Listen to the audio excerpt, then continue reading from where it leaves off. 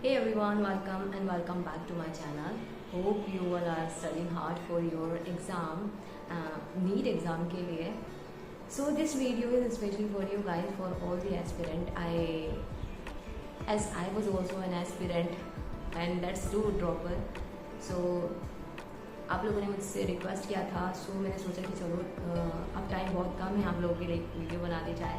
Because ये वो time है जिस टाइम में हमारे मन में बहुत कुछ चलता है एंड उसके आंसर हमारे पास नहीं होते. एंड कुछ चीज़ ऐसी होती है कि इस टाइम अब हमारे पास इतना कम टाइम है तो हम चीज़ें कैसे करें. सो अपने पर्सनल एक्सपीरियंस के बेस्ड पे मैं आप लोगों से कुछ पॉइंट शेयर करूँगी कि आपको इस टाइम ये चीज़ करनी चाहिए एंड इस चीज़ से थोड़ा दूर रहना चाहिए. तो सबसे पहले हम बात करते हैं कि क्या पॉइंट आप लोगों को फॉलो करने चाहिए इस लास्ट टाइम में. And also regarding the Telegram issue, thank you guys for reminding me, मैंने नहीं चेक किया था. सो वो इशू आज रात तक रिजॉल्व हो जाएगा. अगर वो चैनल दोबारा से नहीं हो पाया पब्लिक तो न्यू चैनल होगा जहाँ पर बायोलॉजी के नोट्स में डाल दूँगी एंड आप लोग वहाँ से जाकर देख सकते हैं बायोलॉजी के. तो सबसे पहले हम बात करते हैं हम लोग को क्या करना चाहिए, क्योंकि इतना कम टाइम है अब हमारे पास. हम कुछ चीज़ ऐसे नहीं किए बोले कि ये भी कर लो. तो हम स्टार्ट करते हैं बायोलॉजी से. ये उसके लिए है जिसने कुछ नहीं किया और उसके लिए भी है जिसने कर भी लिया बट मार्क्स नहीं आ रहे हैं. तो मेरे बायोलॉजी के नोट्स टेलीग्राम पे आप लोगों को मिल जाएंगे. वो नोट्स मैंने एनसीईआरटी की हर एक लाइन से क्वेश्चन फ्रेम किए थे. तो उसके अंदर क्वेश्चन भी इंपॉर्टेंट है, उसके आंसर भी, क्योंकि क्वेश्चन से भी हमारा क्वेश्चन बन सकता है. बेसिकली वो भी किसी क्वेश्चन का आंसर हो सकता है ना. तो आपको क्वेश्चंस पे भी ध्यान देना है, उसके आंसर पे भी. बट जब आप मेरे नोट्स करें ना तो साथ में एनसीईआरटी को रेफरेंस के तौर पे लेके रख लेना एंड जब वहाँ से लर्न करो साथ में देख लेना, हाँ ये लाइन यहाँ से थी. आप उसको अच्छे से लर्न करना और उसकी मैं गारंटी देती हूँ कि 300 से नीचे मार्क्स नहीं जाएंगे अगर आपने उसकी हर एक लाइन अच्छे से याद कर ली.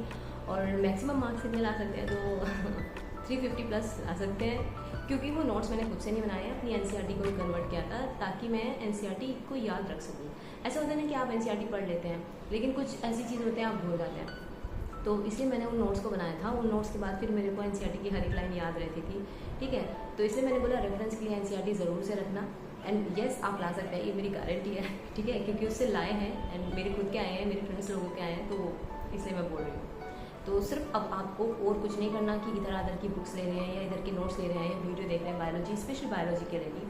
बस आप एनसीईआरटी को मल्टीपल टाइम रिवाइज कर डालो एंड 300 ईजिली आ जाएंगे आप लोगों के. ठीक है, चलो अब चलते हैं हम केमिस्ट्री पे. केमिस्ट्री में क्या करना है, तो केमिस्ट्री में ना ऑर्गेनिक हमारा सबसे ज़्यादा स्कोरिंग होता है ना. वो इजी भी होता है एंड मैक्सिमम क्वेश्चंस ऑर्गेनिक से आते हैं. आप उसको टैकल कर सकते हैं इजीली. तो अपनी ऑर्गेनिक को रिवाइज करो, उसकी नेम रिएक्शंस रिवाइज करो, रिएजेंट याद रखना. ठीक है, रिएजेंट आपको याद रखने हैं क्योंकि लास्ट ईयर तो उसी से रिलेटेड सारे क्वेश्चन आते हैं. तो आपको रिएजेंट पता होना चाहिए किससे क्या बन रहा है एंड नेम रिएक्शंस पता होने चाहिए, है ना. तो ऑर्गेनिक को ऐसे देख लो. फिजिकल में फॉर्मूलेस आपको अच्छे से याद होने चाहिए क्योंकि हर बार फिजिकल से क्वेश्चन आते हैं, ज़्यादा हार्ड नहीं आते. आपको फॉर्मूला पता है तो आप सॉल्व कर देंगे, है ना. एंड रही बात इनऑर्गेनिक की, तो नीट से पहले एक बार अपनी एनसीईआरटी को ज़रूर से रीड कर लेना क्योंकि इनऑर्गेनिक हमारी पूरी एनसीईआरटी बेस्ड ही आती है. एंड हाँ, अभी इतना कम टाइम भी नहीं है कि आप नहीं कर सकते. बस रीडिंग जैसे नॉवेल्स आप पढ़ते हैं तो वैसे इनऑर्गेनिक की एनसीईआरटी को पढ़ लेना. तो ये आप अपना केमिस्ट्री में कर लेना. अब रही बात फिजिक्स की, देखो इतना टाइम नहीं है हमारे पास कि हम बहुत कुछ करें. तो फिजिक्स में जितने भी आपके फॉर्मूलेज हैं, जितने भी, उनको बार बार रिवाइज कर डालो. उनको ऐसे याद कर लो कि सोते हुए भी आपसे कुछ पूछना कि इसका फॉर्मूला ये है तो आपको पता होना चाहिए. ठीक है, तो फॉर्मूले को याद करो एंड जो क्वेश्चन आपने पूरे ईयर के हैं ना बस उनको गो थ्रू हो जाओ. लाइक जैसे कुछ क्वेश्चन सॉल्व किया तो उसमें ये देख लो कि इसका ये फॉर्मूला लगा था, इसका ये कॉन्सेप्ट था. सॉल्व करने की जरूरत नहीं है क्योंकि अब इतना टाइम नहीं है कि आप सॉल्व करने बैठे. बस वो क्वेश्चंस निकालना एंड उसमें ये देखना कि ओके मैंने ये फॉर्मूला लगाया था, ये था. जो गलत हुआ था उसको डेफिनेटली ट्राई कर लेना एक बार, है ना. मेन है कि आप फॉर्मूलेज रिवाइज करें.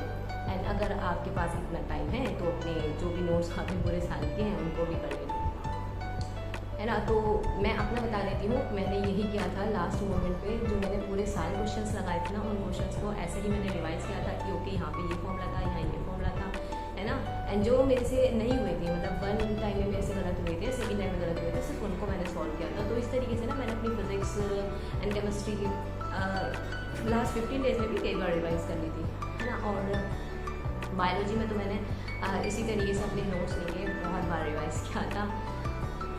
अब तो ये था कि ये आप कर सकते हैं. अब उन स्टूडेंट की बात करती हूँ जो बोल रहे हैं कि दीदी हमने सब कुछ कर लिया है फिर भी हमारे मार्क्स बहुत कम आ रहे हैं.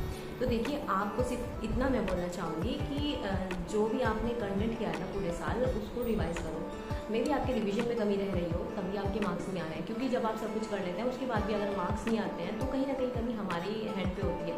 तो आप अपने नोट्स को रिवाइज़ करो बार बार एंड देखो कि वो जो क्वेश्चन आपने गलत किया है वो किस रीज़न से गलत किए हैं। आप ज़्यादा टाइम नहीं है कि आप एनालाइज करो, फिर उसको सही करो, फिर उसको कॉन्सेप्ट लिखो। सिंपल अपना रिविजन पे फोकस करो आप। और ये पॉइंट होगा कि आप ये कर सकते हैं।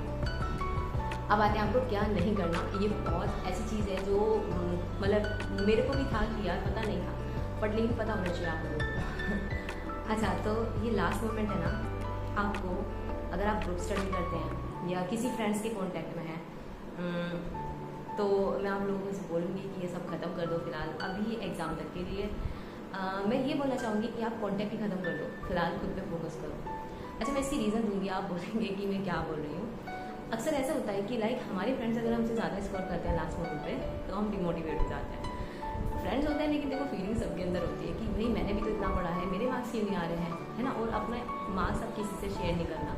अगर आप टेस्ट दे रहे हैं तो कोई आपसे स्कोर पूछ रहा है तो प्लीज़ शेयर मत करो अपने स्कोर कि इतना आ रहा है। ज़्यादा आएगा तो मे भी वो डिमोटिवेट हो जाए, कम आएगा तो मे भी वो आपको डिमोटिवेट कर दे, ठीक है। तो अपने मार्क्स किसी से शेयर मत करना एंड किसी के कॉन्टेक्ट में मत रहो, क्योंकि अगर उसके मार्क्स आपसे ज़्यादा आ रहे हैं तो आप खुद ब खुद डिमोटिवेट हो जाएंगे, है ना।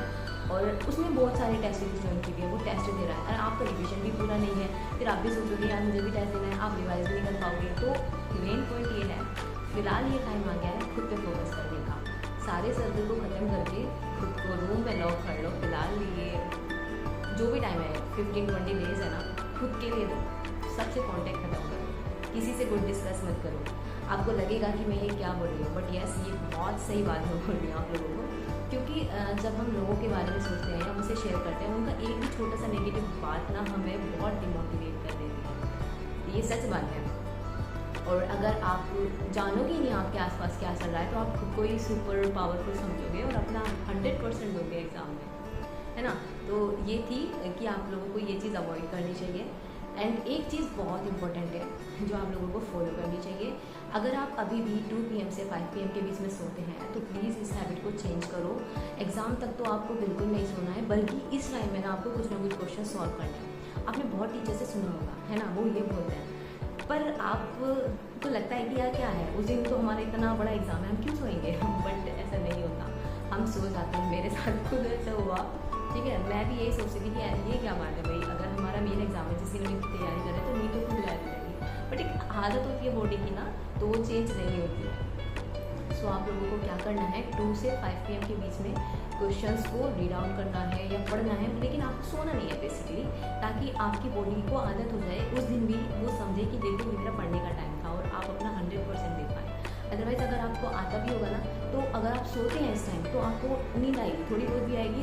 नीट एग्ज़ाम में 1 मिनट भी ना आपका बहुत वैल्यूबल होता है। अगर आप वहाँ भी पीछे हो गए ना, तो बहुत रैंक से डाउन हो जाते हैं, है ना।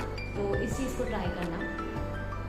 अब कुछ ऐसी बातें आप लोगों से शेयर करती हूँ जो मन में चलती हैं। Like I was multiple time dropper, मेरे मन में तो बहुत कुछ चलता था, तो इसलिए मैं आप लोगों से शेयर कर रही हूँ। लाइक हमारे मन में ये चलता है कि यार हमने पूरे साल इतनी मेहनत की है, अगर हमारा सिलेक्शन नहीं हुआ तो क्या होगा। तो एक बात मैं आप लोगों से बोलूँ, जब हम बार बार एक चीज़ बोलते हैं कि क्या होगा क्या होगा, तो ऊपर वाला वही दिखाता है जो हम चाहते हैं देखना।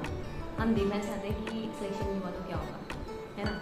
तो ट्राई करो पॉजिटिव बात सोचने का। ये सोचो सिलेक्शन हो गया तो क्या होगा, हमारी फैमिली कितनी खुश हो जाएगी, है ना। एंड हम कॉलेज में होंगे, और ये मैं सोचो इतना कम टाइम रह गया यार एग्ज़ाम को। ये सोचो कि हमारी मंजिल तक पहुँचने के लिए बहुत कम टाइम है। जब आप सोचेंगे कि बहुत कम टाइम रह गया एग्ज़ाम को, तो आप कहीं ना कहीं डिमोटिवेट हो जाओगे। लेकिन अब जब आप ये सोचोगे ना कि मंजिल तक पहुँचने के लिए बहुत कम टाइम रह गया, तो हम कहीं ना कहीं मोटिवेट होंगे पढ़ने के लिए, है ना। तो लाइफ में अगर आप पॉजिटिव अप्रोच लेके सोचेंगे तो आपको पावर मिलती है और अच्छा करने की और बेटर करने की। लेकिन अगर नेगेटिव सोचते हैं ना, तो अपने जो आपकी एफिशिएंसी होती है ना, उससे भी बहुत कम आप आउटपुट दे पाते हैं। सो ये हर चीज़ के लिए अप्लाई किया करो कि जब भी कुछ ऐसा लगे तो पॉजिटिव एस्पेक्ट सोचना उस चीज़ का, ना कि नेगेटिव एस्पेक्ट सोचना, है ना। तो बस ये है, आप लोगों से बोलना चाहूँगी कि हार नहीं मानो लास्ट तक, क्योंकि किसी को नहीं पता होता क्या हो जाए। मेरा खुद का आप देखें, ये था कि होगा नहीं होगा, एग्ज़ाम भी हो गया, मार्क्स भी आ गए, एंड काउंसलिंग भी ऑलमोस्ट डन होने वाली थी एंड मैं PDS मौलाना आज़ाद में ज्वाइन भी करने वाली थी। देन सडनली रात को रिजल्ट आता है एंड उसमें दिखता है कि मुझे MBBS सीट अलॉट हो गई, है ना। मेरे को खुद भी इस चीज़ को बिलीव नहीं हो रहा था कि मेरे को MBBS सीट मिली। तो यही बात है कि कुछ नहीं पता कब क्या हो जाए and I am lucky enough कि मेरे को MBBS सीट मिली। अगर मैं BDS कर लूँगी, भले मैं मौलाना आज़ाद से करूँगी, मैं BDS करूँगी, मैं किसी भी प्रोफेशन को ये नहीं बोलती, बट मेरा था कि मेरे को MBBS करनी है। मैं उस बेसिस पे बोल रही थी देखो यहाँ पे आना मेरी किस्मत में था और शायद स्ट्रॉन्ग वर्जन बनने के लिए, एंड यहाँ पे बहुत ऐसी पॉजिटिव चीज़ है जो कहीं और नहीं आपको मिल सकती। तो अगर नेगेटिव चीज़ें भी हैं तो पॉजिटिव भी हैं, तो मैंने सोचा कि पॉजिटिव चीज़ों पर ही हमें फोकस करना चाहिए। जैसे हमारे प्रोफेसर, आप किसी मेडिकल कॉलेज में जाएंगे तो आप प्रोफेसर से डायरेक्ट कॉन्टेक्ट नहीं कर सकते, बट हमारे प्रोफेसर हम पूछते हैं कि आप पढ़े नहीं पढ़े, पढ़ाई कैसी चल रही है। तो ये अपॉर्चुनिटी है हम लोगों के लिए। तो ये नहीं सोचना मुझे कि मैं घर से इतनी दूर हूँ, यहाँ पर हूँ, ये सोचना है उससे लगे मुझे बहुत सारी अपॉर्चुनिटी मिली है यहाँ पर आकर, है ना। तो हमेशा लाइफ में पॉजिटिव एस्पेक्ट के बारे में ही सोचना चाहिए। एंड आज कितने दिन बाद आप लोगों से इस तरीके से बात कर रही हूँ मुझे भी मोटिवेशन मिल रही है पढ़ने की। इस वीडियो के बाद मैं भी अपना पढ़ने बैठूँगी बिकॉज मेरा भी आई है। सो अगर आप लोगों को कोई और भी क्वेश्चन हैं, कुछ और क्वेरीज हैं, आप लोग मुझे डेफिनेटली कमेंट में बताना, मैं आप लोगों से शेयर करूँगी। एंड अब मैं वीडियोस डालूँगी, डेफिनेटली डालूँगी। और एंड आई होप आप लोगों को पसंद भी आए, क्योंकि ब्लॉग टाइप भी होगी, स्टडी रिलेटेड भी होगी, बट राइट नाउ मेरा मेन था कि आप लोगों की हेल्प करना, तो ये वीडियो डालना ज़्यादा ज़रूरी था। सो अभी जिसको मेरे बायोलॉजी के नोट्स लेने हैं तो शायद कल तक आप लोगों को मिल जाएंगे। गाइस अपना 100%, है ना। कर्म किए जा, फल की चिंता मत कर, ये चीज़ आप लोगों ने सुनी होगी। तो आप रिजल्ट के बारे में मत सोचो, बस अपना 100% एंड तुम कर लोगे। Okay, so all the best guys and study hard, study hard. आप बहुत इतनी सी दूरी पे हैं ड्रीम पे, लगे रहो। आपको नहीं पता कि वो जो कुछ, जैसे मैं बोलती हूँ 21 लाख अप्रॉक्स स्टूडेंट ने दिया था, उसमें से वो 1 लाख के अंदर मैं भी थी, बट मुझे नहीं पता, मैं डर रही थी। शायद ऐसा आपके साथ भी कि आप डर रहे हैं, इतने लाख स्टूडेंट फॉर्म फिल किए हैं, क्या पता उनमें से वो आप भी, ठीक है। तो डरो मत, बस अपना 100% दो। That's it for today's video. Next video में till then bye bye everyone.